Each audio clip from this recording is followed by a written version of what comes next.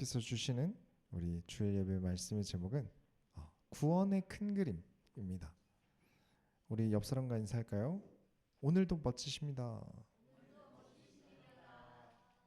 여수run으로 살아가는 삶이 얼마나 멋진 삶인지 더더욱 깨달아지는 모든 소원교회 성도님들이 되시길 예수 이름으로 축원합니다.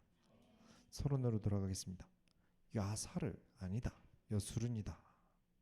제가 앞으로도 여호수아서를 다룰 때는 여수run이라는 표현을 많이 쓸 거예요. 여수run이다, 여수run답다 라는 말을 많이 쓸 거예요. 그래야만 하는 게 이 여호수아서는 여수run이라고 불려지는 행복한 이스라엘, 하나님 나라를 누리는 이스라엘이 가나안 땅으로 들어가는 내용이기 때문에 그래요. 그래서 다시 한번 더 여수run이 무엇인지를 설명을 드리는 게 좋겠다라는 생각이 들더라고요. 이걸 아주 쉽게 말씀드리자면 여러분 막내, 막둥이 뭐가 더 예쁘게 들리세요? 네. 우리 최대한 험악하게 불러보면 느낌이 확 오거든요. 이제 깡패 영화, 내가 깡패다 생각하고 야 막내 이거 좀 치워, 이거랑 야 막둥이 이거 좀 치워, 뭐가 좀 더 애정이 들어간 것 같으세요? 그렇죠. 아무리 봐도 막둥이라고 부를 때 더 좀 애정이 섞여 들어간 게 느껴져요. 애정 없이 둥이가 들어가긴 힘들거든요. 재롱 떠네 하면 좀 비꼬는 것 같은데 재롱둥이다 이러면 뭔가 그 아이, 그 사람을 생각할 때 좀 귀엽고 사랑스럽게 떠올라서 아이 재롱둥이네 라고 하게 돼요. 그런 것이 많아요. 꼬마야 이런 것보다는 꼬맹이, 그쵸? 좀 더 귀엽게 불려지죠. 히브리어로 야쏴르라는 단어가 있어요. 번역하면 의로운 사람이에요. 근데 우리가 아까 막내를 막둥이라고 부를 때 더 사랑스럽게 머릿속에서 떠올라 부르게 된 것처럼 이 야쏴르를 사랑스럽게 애정을 담아서 부르면 여수run이 돼요. 모세가 마지막 죽음 앞에서 머릿속에 떠올려요. 끝까지 하나님 나라를 위해 애쓴 사람들, 마지막까지 하나님의 편에 서고 하나님의 영광을 위해서 좌로도 우로도 치우치지 않고 올바르게 나아간 사람들을 떠올려요. 근데 그 모습이 그냥 야사르가 아니라 너무 사랑스러운 거예요. 그래서 그 사랑을 담아서 여수run아. 여러분, 의로움이 의롭다, 정의롭다라는 말이 사랑스럽긴 힘들죠. 머릿속에 잘 안 떠올라요. 그래서 이따 결론의 이야기를 할게요. 여수run은 우리나라에 표현할 길이 없는 멋진 단어예요. 정의로운 사람이 어떻게 사랑스럽게 보이겠어요? 그래서 아무리 찾아도 의로운 사람에 대해 사랑스럽게 부르는 단어를 우리나라 말에서 못 찾겠어요. 정의로운 사람은 뭔가 꽉 막혀 보이고 인간미 없어 보여요. 어떻게 사람이 욕도 하고 사고도 치고 그래야지. 넌 어쩜 그렇게 말씀밖에 몰라? 너 어떻게 그렇게 독불 장군이야? 넌 어떻게 그렇게 하나님밖에 몰라? 근데 이 모습이 너무 사랑스러워서 하는 말이 여수run아. 우리 작고 사랑스러운 의로운 자들아. 우리는 이렇게 하나님께서 정의하신 의로운 길을 갔는데 여수run답게 살아갔는데 행복하지 않더냐? 이게 모세의 마지막 말이었어요. 이 말 하고 죽습니다. 신명기 33장 26절에 여수run이여 하나님 같은 이가 없도다. 그가 너를 도우시려고 하늘을 타고 궁창에서 위엄을 나타내시는도다.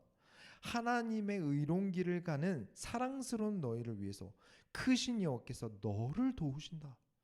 너를 돕기 위해서 위엄을 나타내신다. 얼마나 행복하냐.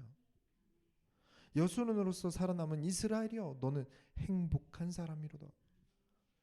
저도 그랬으면 좋겠고 많은 분들도 같은 생각을 하실 텐데 돈 많고 어딜 가도 날 아는 사람이 없었으면 좋겠다. 근데 또 어딜 가든 또 내 마음대로 했으면 좋겠다. 근데 그렇게 해도 사람들이 날 좋아했으면 좋겠다. 사람들이 느끼는 행복의 범위인 거죠. 좀 뭔가 규모가 커야 돼요. 뭐가 많아야 돼요.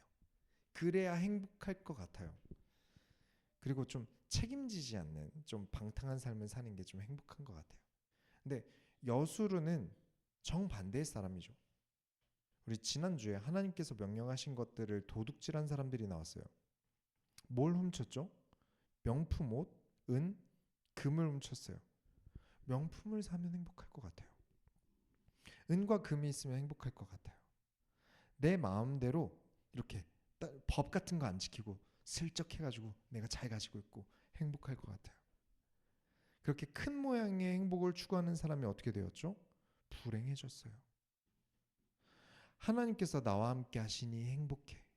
하나님께서 기뻐하시니 행복해라며 어떻게 보면 사람들 눈에 물질적인 작은 모양의 행복을 추구했는데 이 모습이 너무나 사랑스러운 거예요.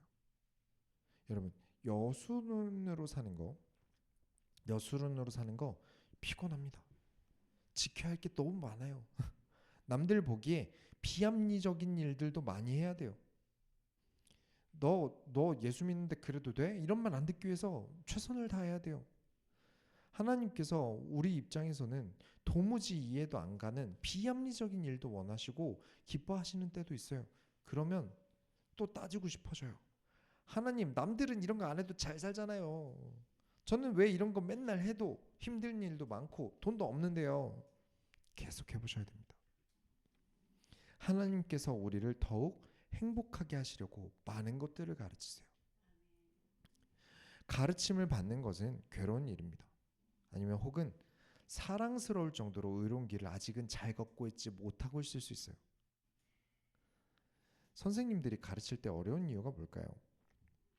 가르치는 게 어려운 것도 있겠지만 이걸 왜 해야 되는지 학생을 설득시키는 게 좀 어려운 것 같아요. 잘 설득되고 재밌어 하면 좀 금방 배우는데 그게 쉽지 않아요. 그죠? 세상에 재밌는 일이 얼마나 많은데요. 그러나 재미를 찾아 도망다니는 사람에게 낙원은 없습니다. 진짜 행복은 하나님께 영광 돌리는 삶을 살아가는 자에게 찾아옵니다. 왜냐하면 하나님께서 그렇게 만드셨으니까요. 그렇게 만드셨어요. 하나님께 영광 돌리는 의로운 삶을 살아가는 자에게 행복은 찾아옵니다. 그렇게 만드셨으니까요. 잊지 마세요. 만들어진 대로 쓰여지지 않는 모든 것들은 고장납니다. 불행해질 수밖에 없어요. 내 마음대로 하나님께서 정해주신 성경이라는 매뉴얼 없이 내 마음대로 살아간다? 당연히 불행해집니다. 프라이팬으로 땅을 파면 고장나고 마이크로 못질하면 마이크가 고장납니다. 그렇다면 인간도 마찬가지죠. 하나님의 기쁨이 되고자 하지 않으면 고장납니다. 하나님께 영광 돌리는 삶이 아니면 고장납니다. 반대로 여수론의 삶을 하나님께서 사랑스러워하시는 의로운 길을 가는 사람은 행복합니다. 오늘 말씀을 통해 여수론의 삶을 살아가는 모든 소원교회 성도님들이 되시길 예수 이름으로 축원합니다. 본론으로 들어가겠습니다. 넘어져도 다시 일어나서 나아간다.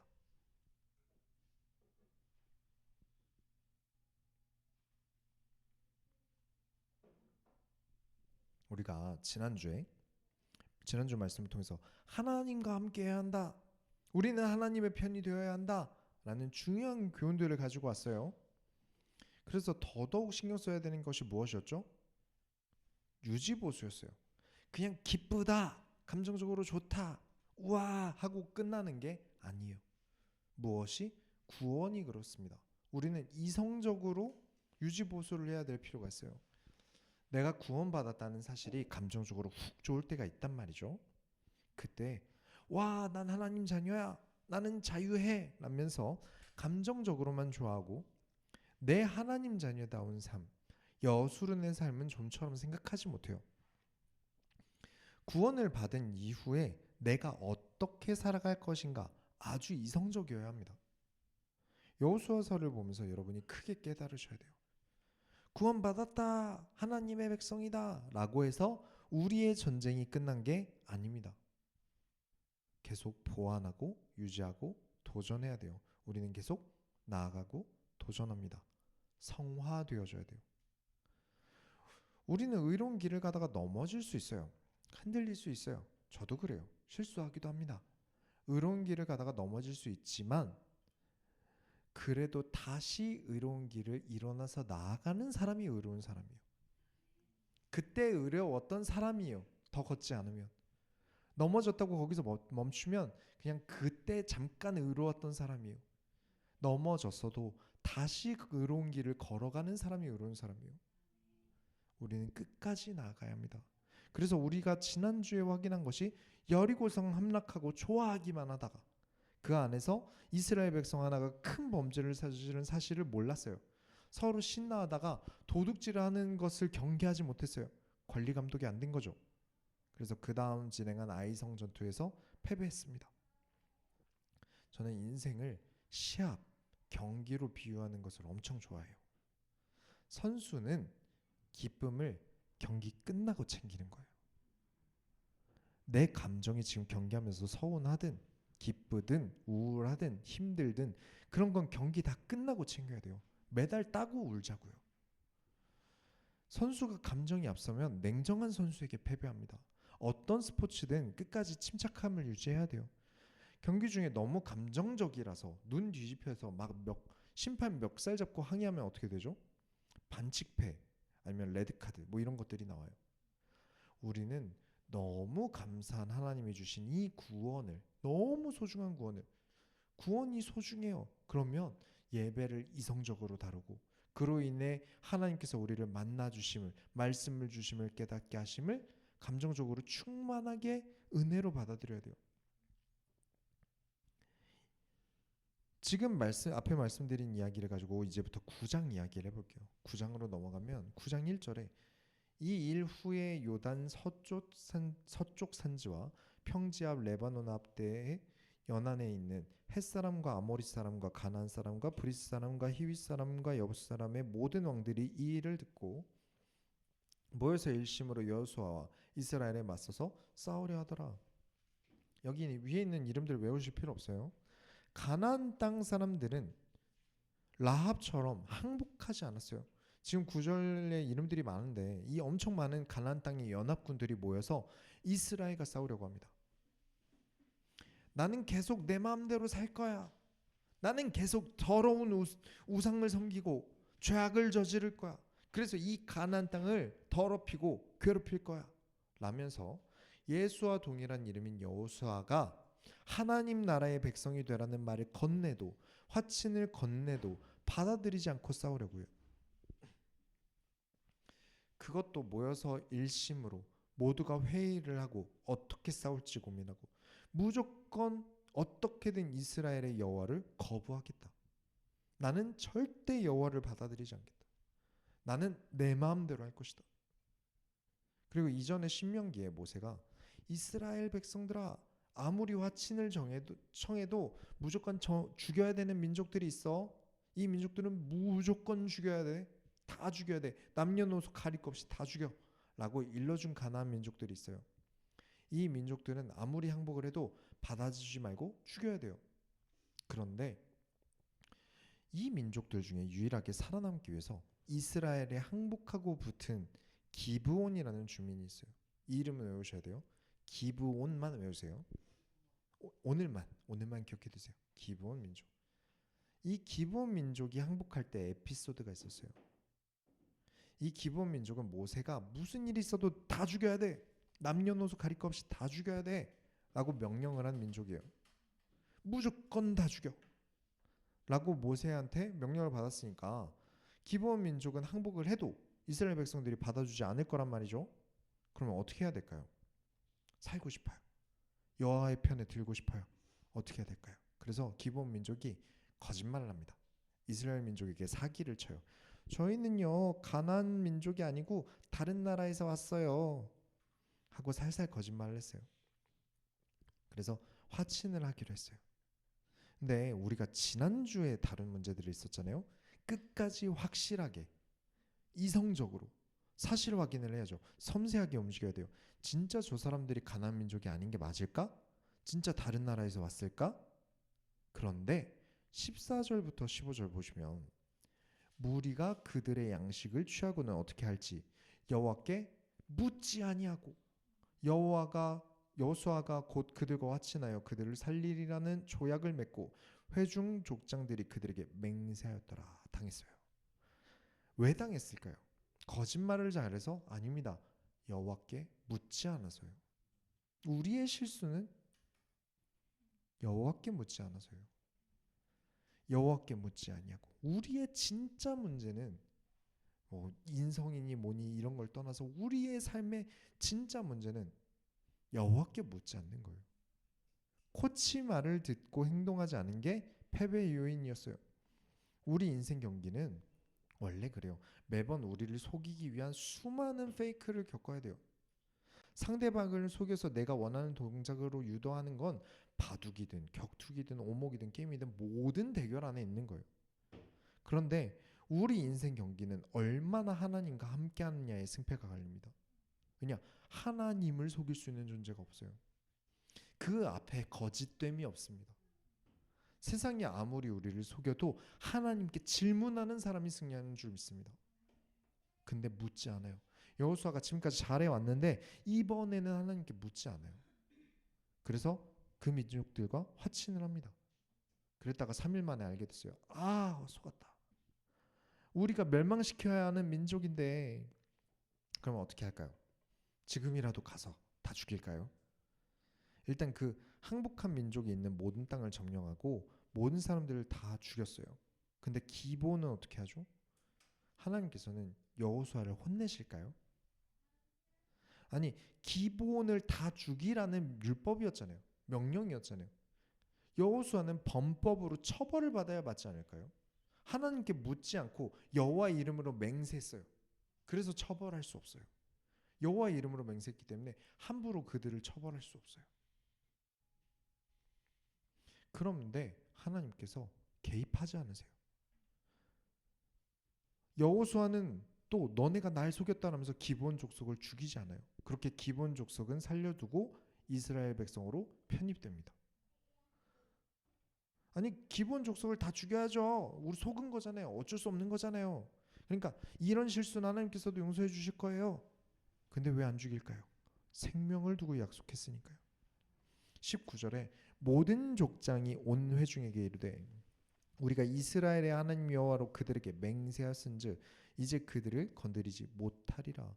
우리는 여호와의 이름을 망령되게 불러선 안 된다. 속았을지라도 우리가 하나님의 이름으로 한 맹세다. 그러니 우리는 책임지고 지켜야 한다. 이것이 여호와 앞에 문제가 되지 않게 어떻게든 유지보수를 해야 돼요. 자, 실패가 생겼어요. 하나님의 명령을 지켜야 하는데 하나님께 질문하지 않았어요. 하나님께서 기뻐하실까? 하나님께서 좋아하실까? 하나님의 뜻이 무엇이지? 이 질문을 하지 않았어요. 그럼 어떻게 해야 될까요? 그래서 여호수아 도입부에 라합이 반드시 있어야 돼요. 우리는 실수할 수 있어요. 우린 모자랄 수 있어요. 근데 많은 사람들이 거기서 멈춰요. 내가 이러고 사는데 뭔 교회를 다녀? 혹은 제가 제일 싫어하는 게 사고 쳐놓고 하나님은 그래도 나 사랑하셔. 괜찮아. 그래도 하나님은 우리 아버지야. 이런 관점이 애교스러운 정도의 문제면 괜찮아요. 조그만한 실수면 괜찮아요. 근데 그죠, 신앙이 무너지는 것보다 낫잖아요. 근데 이게 과해져서 큰 사고를 쳐놓고 그렇게 돼요. 교회 안에서 큰 죄악을 저지르면서 복음이면 괜찮아. 복음이니까 다 괜찮아. 이게 복음 누리는 거야. 라고 해서 하면 안 될 방종을 저지르기 시작해요. 육신의 아버지도 안 해주는 것을 너무 미화해서 하나님 아버지는 무조건 용서하고 무조건 사랑이시다. 내가 엉망에 깽판을 쳐도 괜찮다라고 생각하는 건 비성경적이에요. 어쨌든 그러면 여호수아는 어떻게 해야 될까요? 이제 10장으로 넘어갈게요. 10장을 보면 가나안 연합군이 이스라엘 몰래 기브온 민족을 치러 옵니다. 그래서 기브온 민족이 위기에 몰렸어요.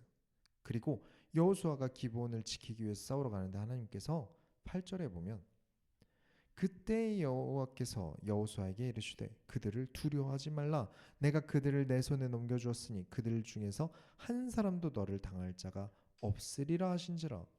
아니, 하나님 언제는 기브온 멸망시키라면서요. 근데 이번에는 하나님께서 기브온 지키러 가라고 하세요. 거기다 마치 이스라엘 백성을 지키듯 기브온 족속을 위해서 적들을 두려워하지 마라.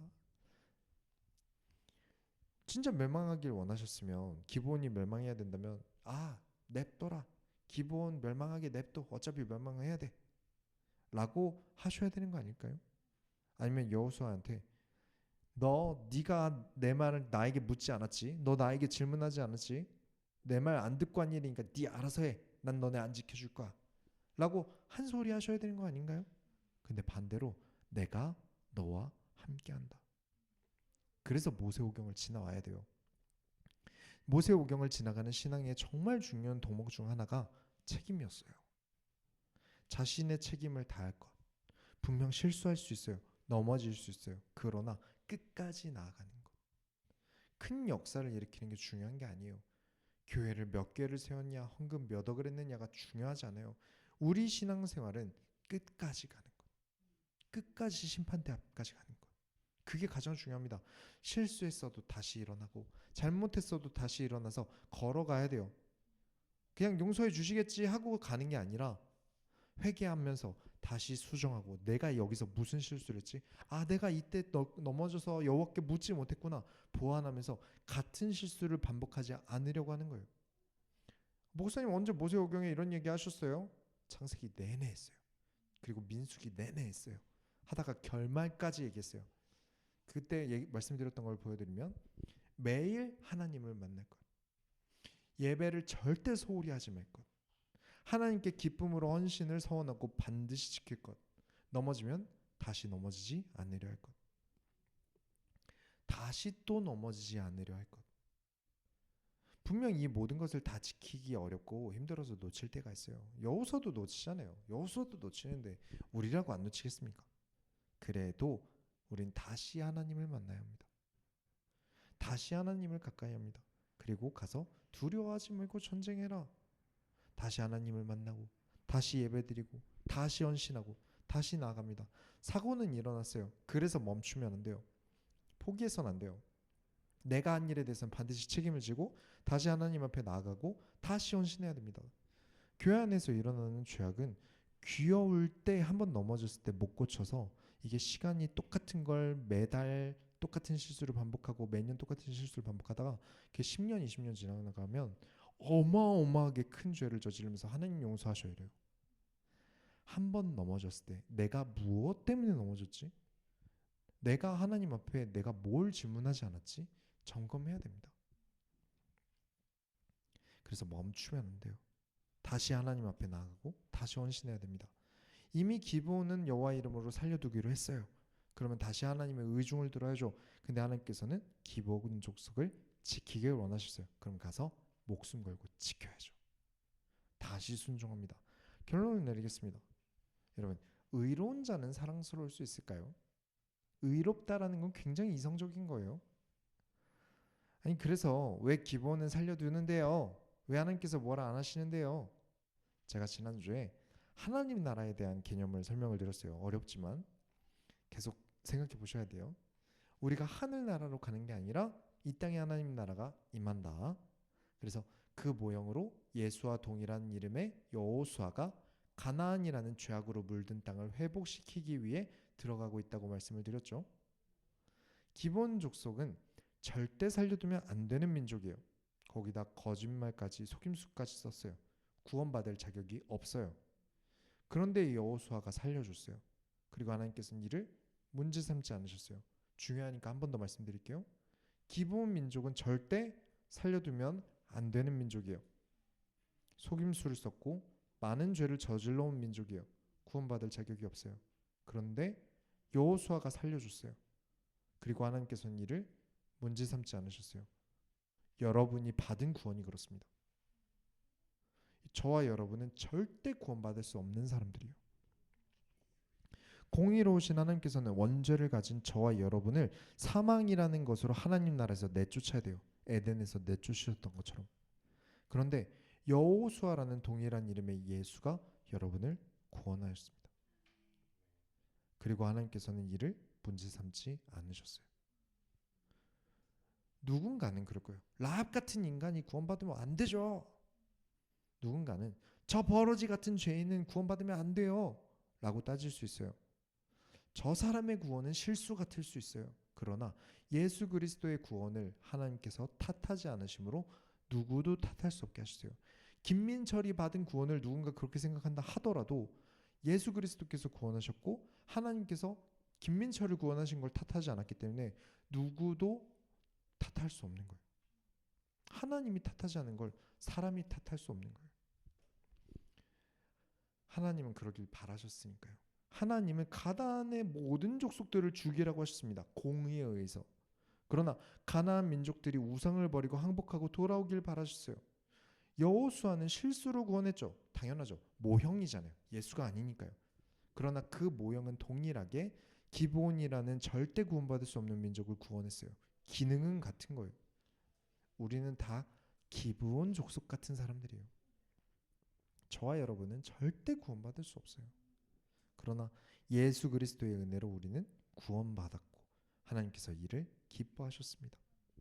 기브온 민족이 모든 가나안 연합군에게 죽게 생겼을 때 여호수아를 보내서 보호하셨습니다.